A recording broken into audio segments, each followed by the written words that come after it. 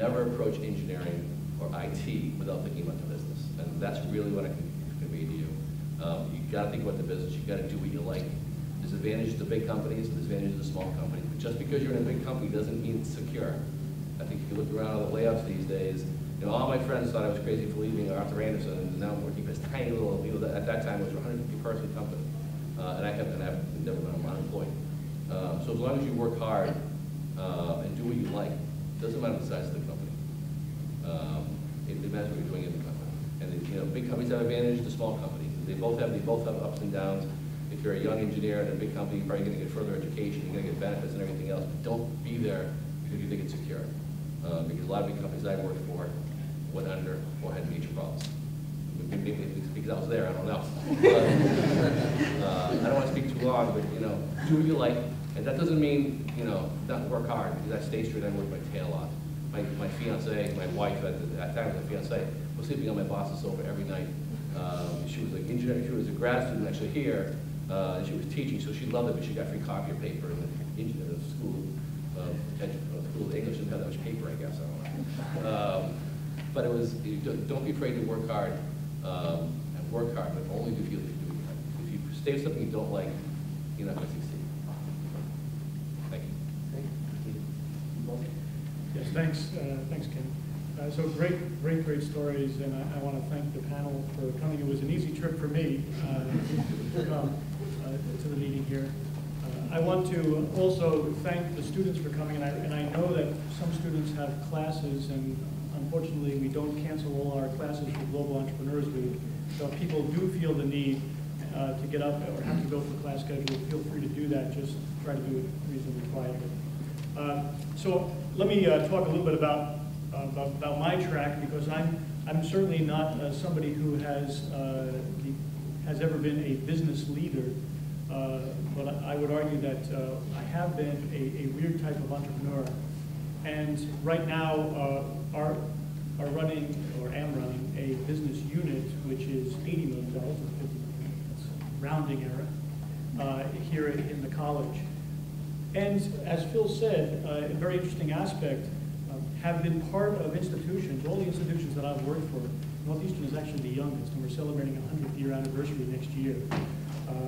These organizations, of course, while it's not so much the need to make profit and you can go out of business, some universities are going out of business, but I don't think Northeastern is in danger of going out of business because of reputation. It is reputation which is your stock in trade and what you must constantly grow and to be successful.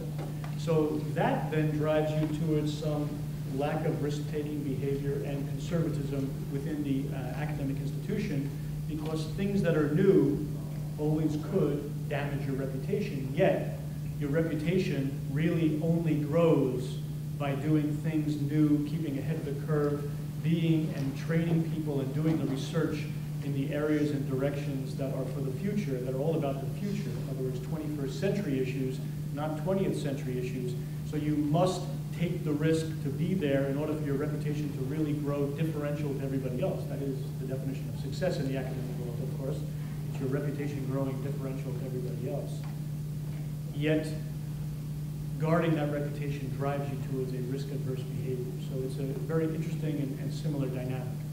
So my story arc. My story arc is that I went to a traditional, very small traditional engineering college, not even a university at the time, where every student was given some grounding in every field of engineering at the time. My engineering field was engineering physics, but I was required to take electrical engineering courses, mechanical engineering courses, chemical engineering, dabbled in chemical engineering. That was an interesting experiment.